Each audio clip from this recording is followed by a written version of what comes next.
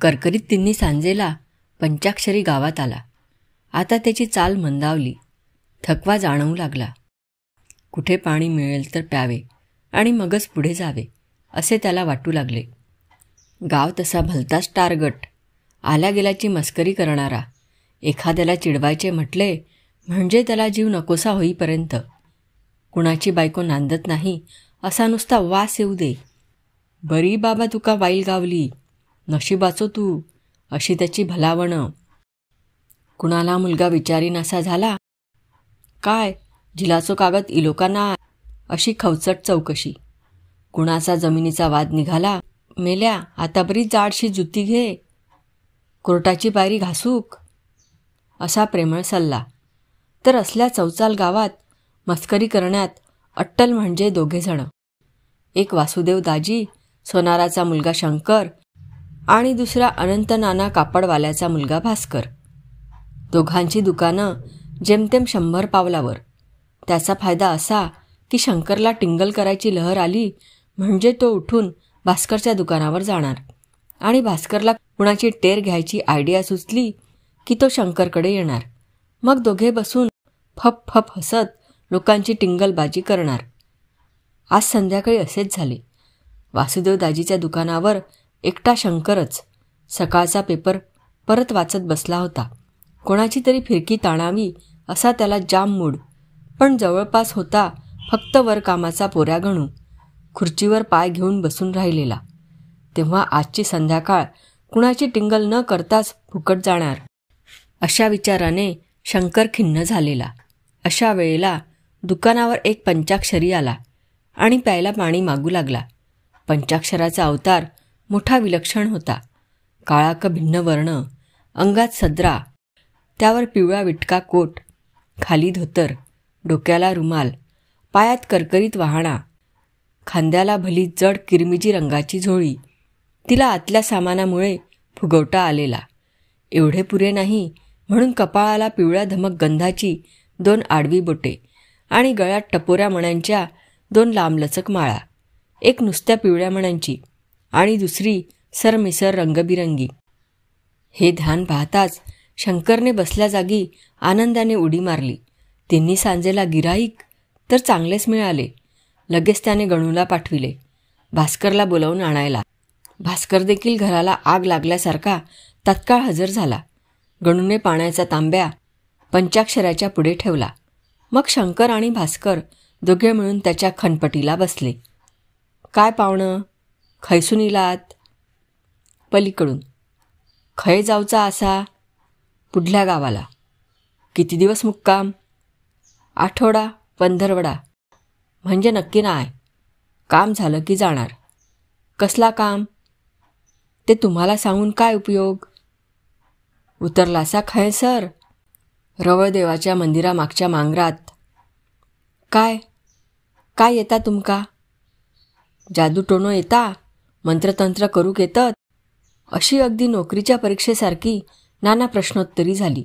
पाणी पिण्यापुरता सोनाराच्या दुकानावर टेकलेला पंचाक्षरी 15-20 मिनिटे दोघांच्या प्रश्नांनी पुरता हैराण होऊन गेला. बरे, प्रश्न म्हटले तर गंभीरपणे विचारलेले, स्वर म्हटला तर टिंगलीचा. उत्तरे काय देणार? तो आपला जेवढ्यास तेवढे बोलत राहिला. बरं, येतो. काय तांदूळ वगैरे दा असले तर? तांदूळ ह्या दुकानात कसले? घराकडे येशात तर मिळतले. हो ना करता करता दोघांनी त्याला 10-10 पैसे दिले आणि तो गेला आणि त्याची आठवण काढून त्याच्या बोलण्याची नक्कल करीत दोघे खिखी हसत बसले. मग शंकरला एक नामी शक्कल सुचली. जा रे गण्या, जरा नरू गापता बोलावन हाड. एकदम अर्जंट काम असा म्हणान सांग. गण्या गेला. आता नरू गाबीत म्हणजे नदीवरचा कोळी. नदीवर मासे मारायचे आणि ते बाजारात नेऊन विकायचे, हा त्याचा धंदा. नरूला घर परवडणे शक्यच नव्हते, म्हणून तो राहायचा नदीकाठच्या मसणवटीत. बिचारा स्वभावाने गरीब होता. परिस्थिती तर इतकी हलाखीची की जेवण सोडाच, पण कधीकधी भजी घेऊन खायला देखील त्याच्याजवळ पैसा नसे. बिचाराचे दुर्दैव. नदीवर तासचे तास घालवूनसुद्धा 4 मासे मिळताना पंचायत व्हायची. मिळालेच कधी, तर त्या दिवशी बाजारात चांगला भाव नसे. सोनार, कापडवाले म्हणजे गावातले पैसेवाले प्रतिष्ठित लोक.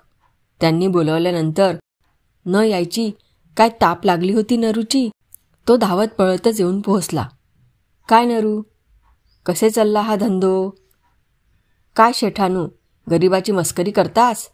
धंदो कसलो बोडक्याचो? लगीन करतलय? बघ, चेडू बघूच लागतंय. नको बाबा, माका लगीननी बिगीन.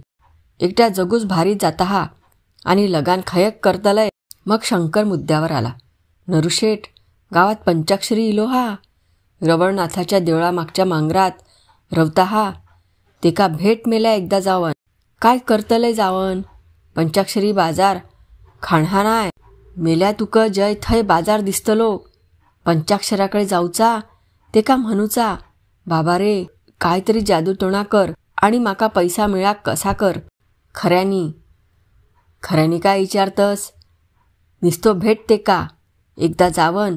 नाही घरावर सोन्याची कवला चढयलीस तू तर बघ आणि माका पैसो मिळवात असा कर. जन्मभर नाव काढतलस आमचा. नरू खुल्ला.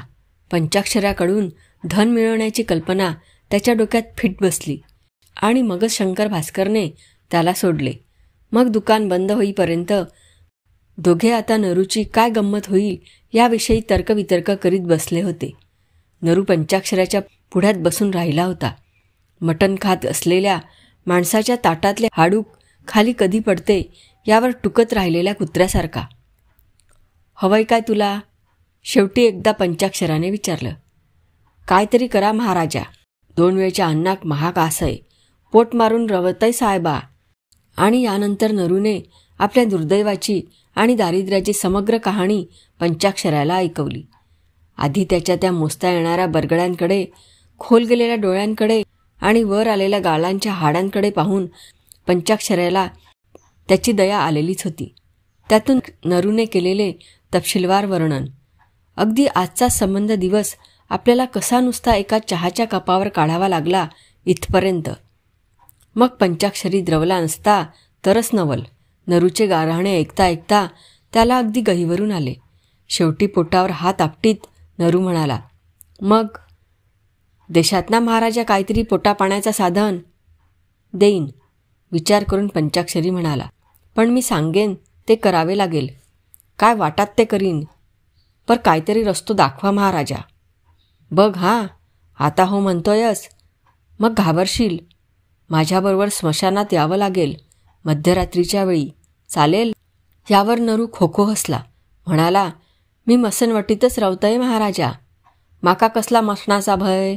मग मी तुला एक ताईत देतो, पण तो तुझ्यावरून मंत्रून टाकायला हवा. औसेच्या रात्री.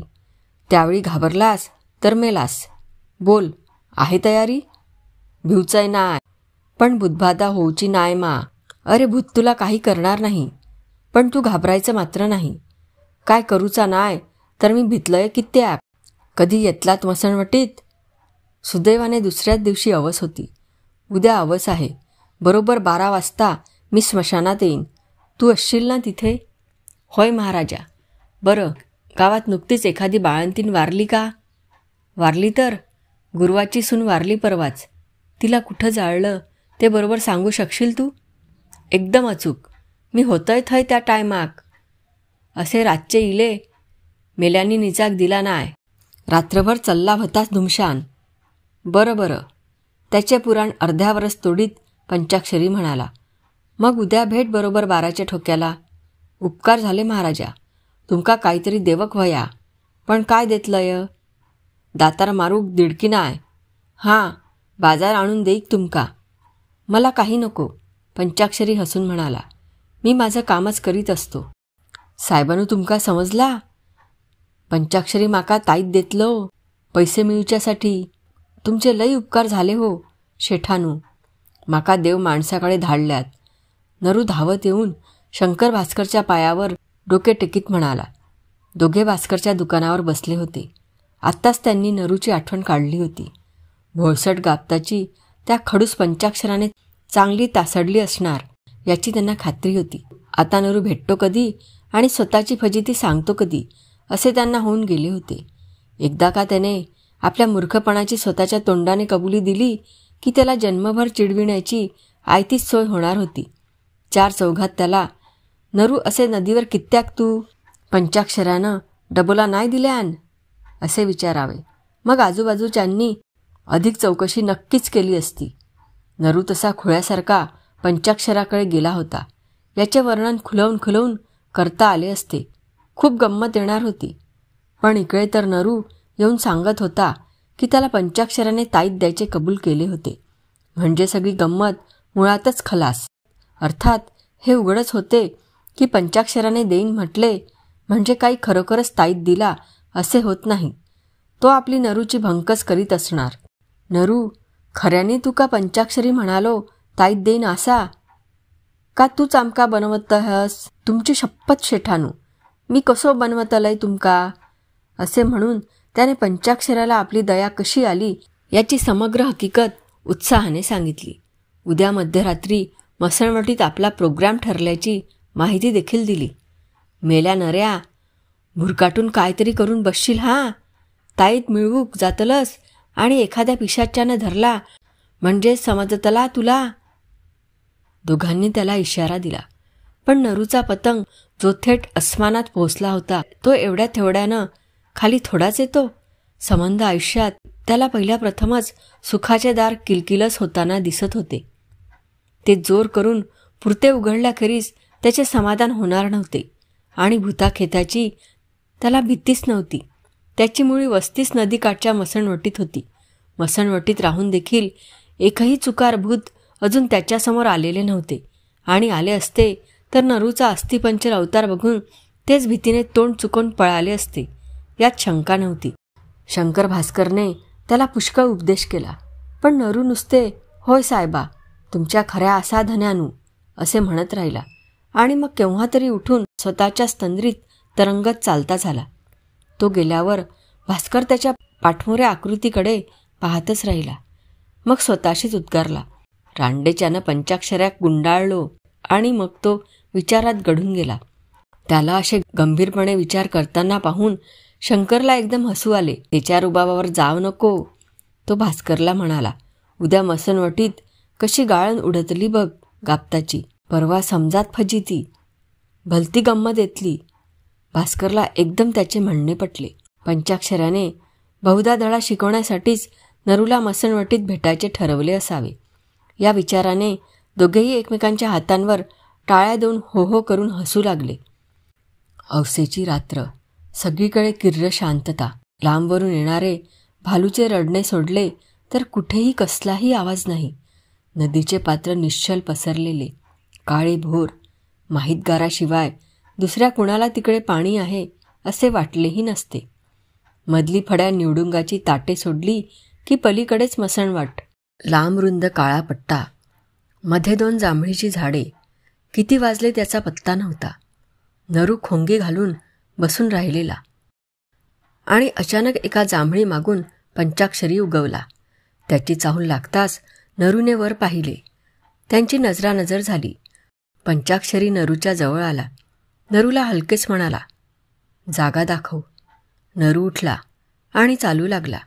जांभळीपासून 20 पावलांवर गुरुवाच्या बाळंतीण सुनेला जाळले होते. तिथे नेमका येऊन थांबला.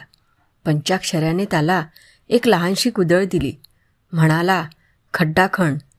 नरूच्या काटकुळ्या अंगात कुठून बळ संचारले कुणास ठाऊक. त्याने भराभरा खड्डा खणायला सुरुवात केली. बराच वेळ तो खड्डा खणत होता तरी पंचाक्षरी थांबायला सांगेना की नरू दमण्याचे लक्षण दिसेना. शेवटी एकदाचा पंचाक्षरी म्हणाला, थांब. नरू थांबला. त्याने एका बोटाने घाम निपटून टाकला. खड्ड्यात उतर, पंचाक्षरी म्हणाला. नरू घाबरला. काय करावे हे न सुचून तो क्षणभर जागेवरच उभा राहिला. उतर, पंचाक्षरी म्हणाला. नरू पटकन खड्ड्यात उतरला. खड्डा त्याच्या छातीपर्यंत होता. आणखी थोडं खणायला हवं. आता नरूला न खणताच घाम फुटला. आपल्यासाठी खड्डा कल्पनाच भयंकर होती. खणतोस ना? पंचाक्षरी घाई करू लागला. नरू मुकाट्याने खणू लागला. पंचाक्षरी बाळंतिणीच्या चितेच्या जागी गेला. खाली बसून त्याने चिमूट चिमूट राख माती चाचपायला सुरुवात केली. शेवटी त्याला एक बोटा एवढे हाडूक मिळाले.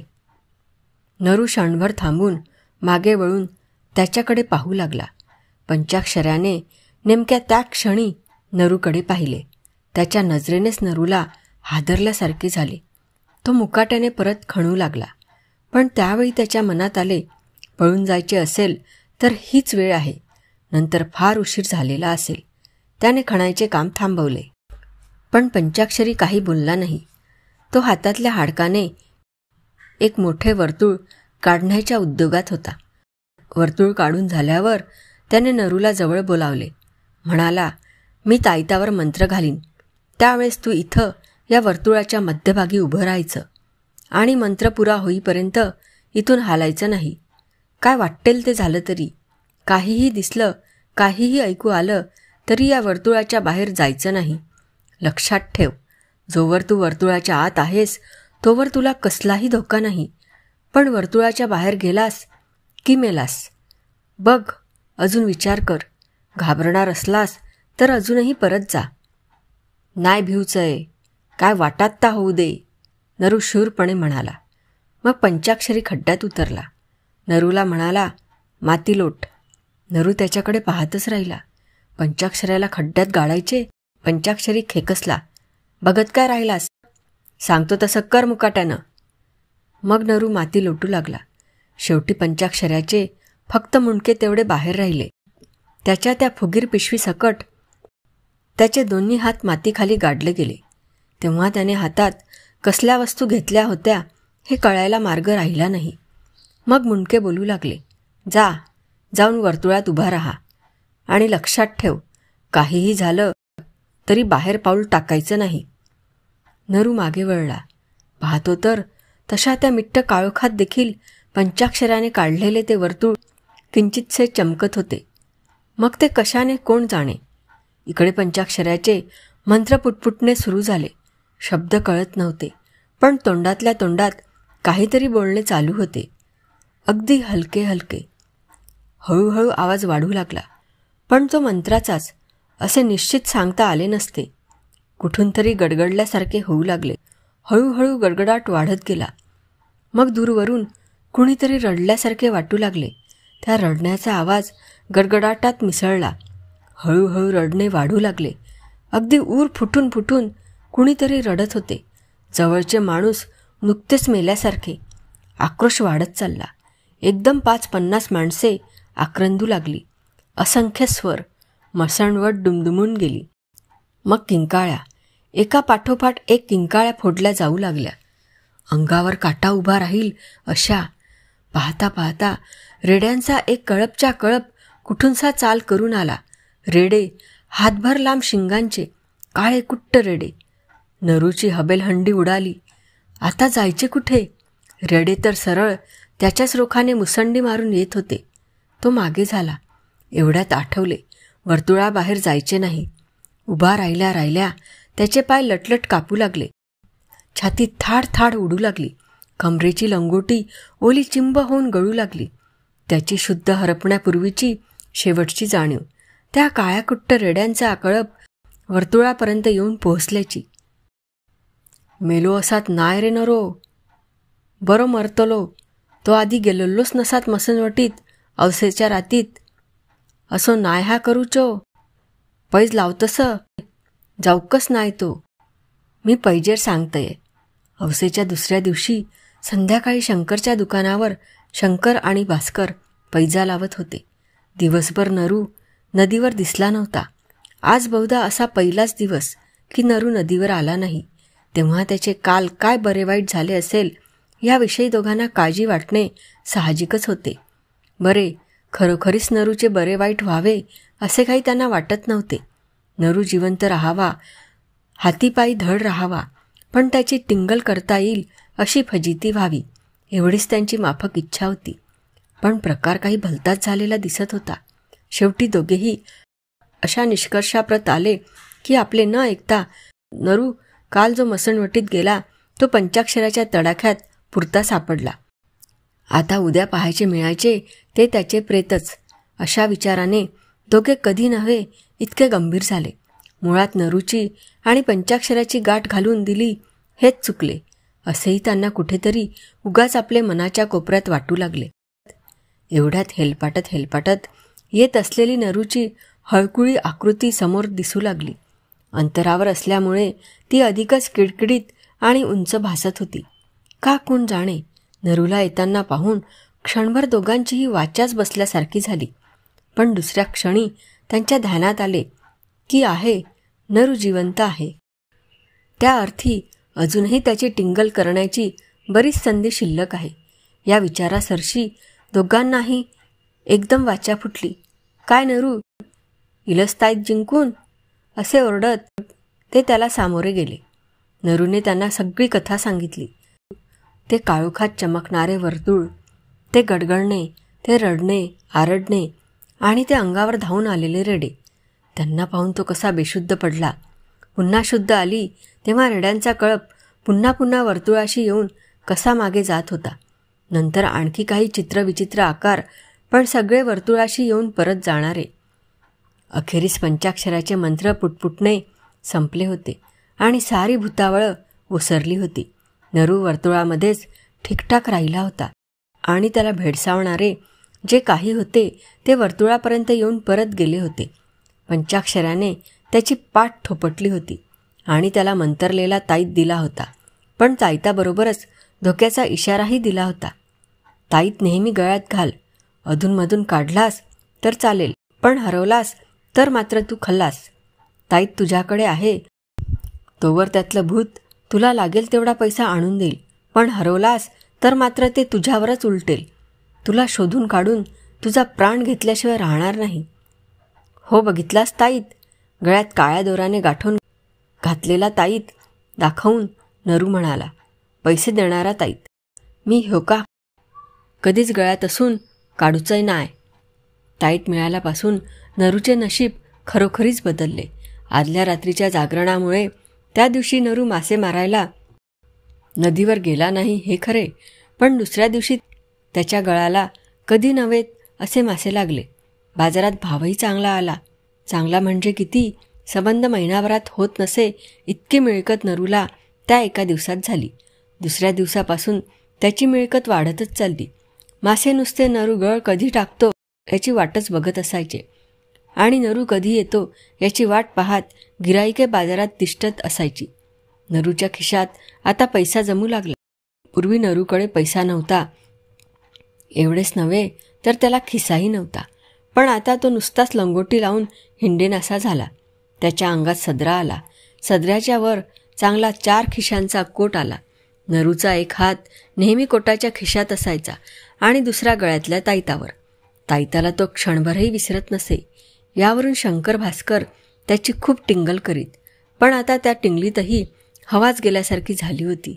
त्याचे भाकीत स्पेशल खोटे ठरले होते आणि नरू त्याच्या नाकावर टिच्चून पंचाक्षराकडून ताईत घेऊन आला होता. मनात घेतल्याप्रमाणे ताईताकडून पैसा मिळवू लागला होता.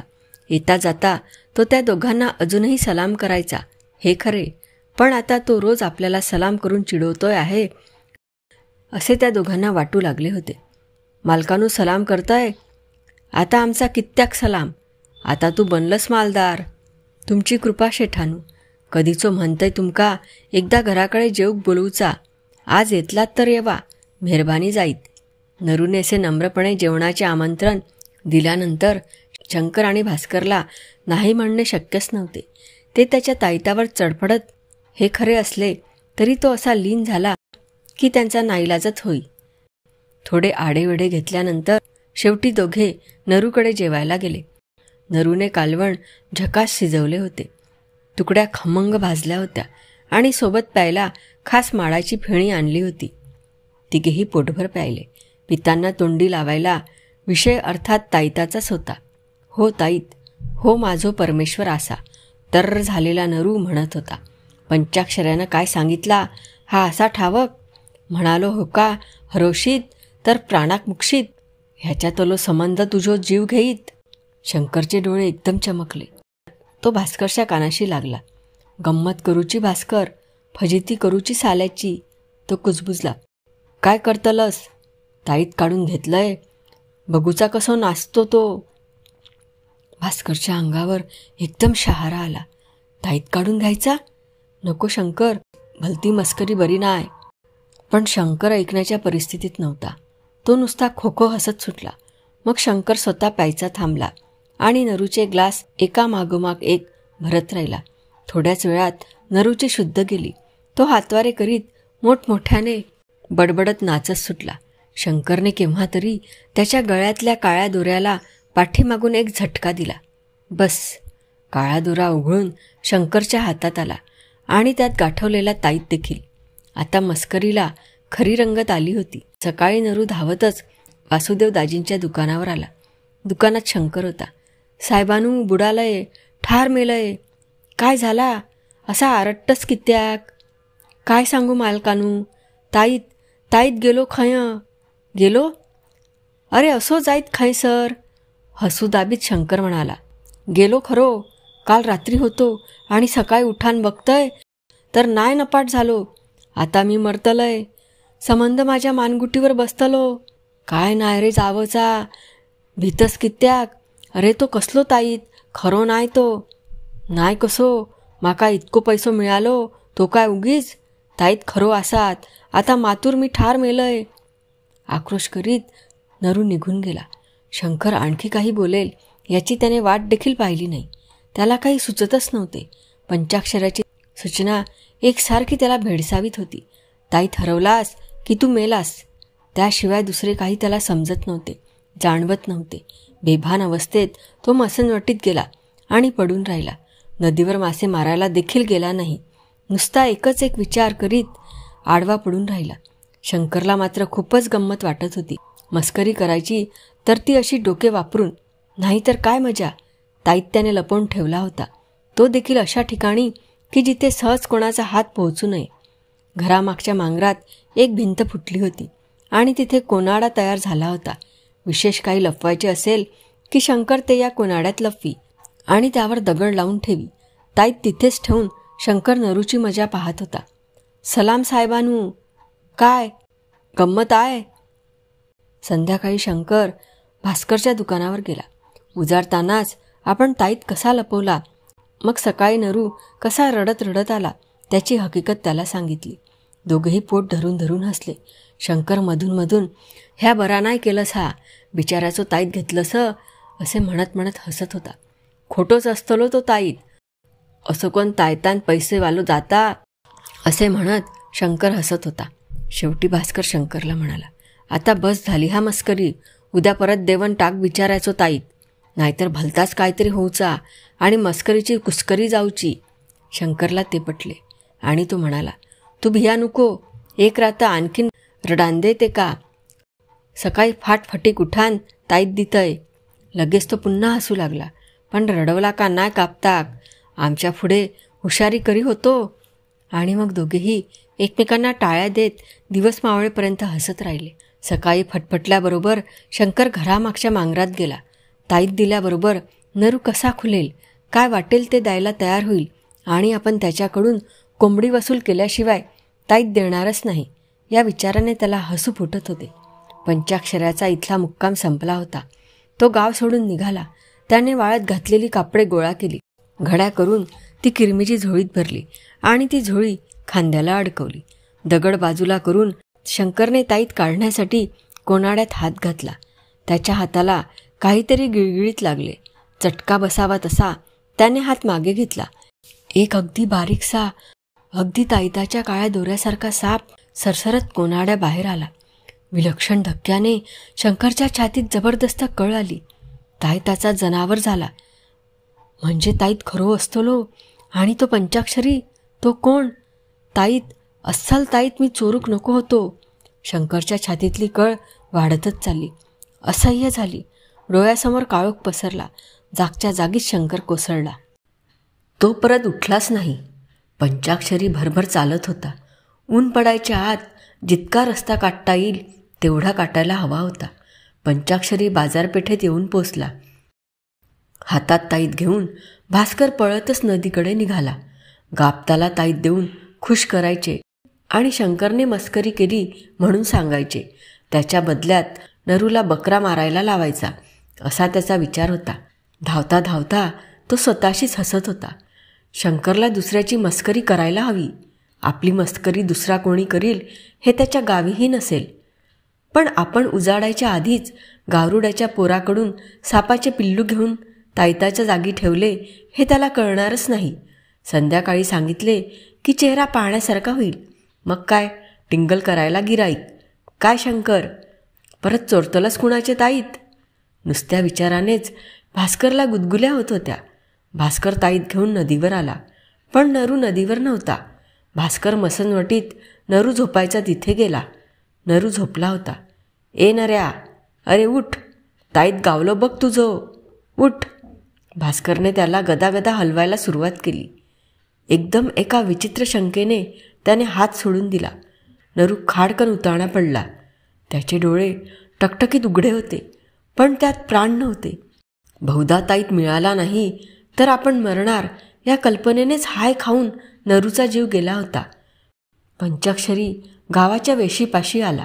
एकदा त्याने गावाकडे वळून पाहिले आणि तो वाहना करकरा वाजवीत पुढे चालू लागला. आपल्या हातातल्या ताईताकडे भास्कर वेड्यासारखा पाहत राहिला. कशाने मेला असेल नरू? नुसताच भीतीने की खरेच त्यातले पिशाच्य त्याच्या मानगुटीवर बसले? पाहता पाहता भास्करच्या मनात भीती दाटून आली.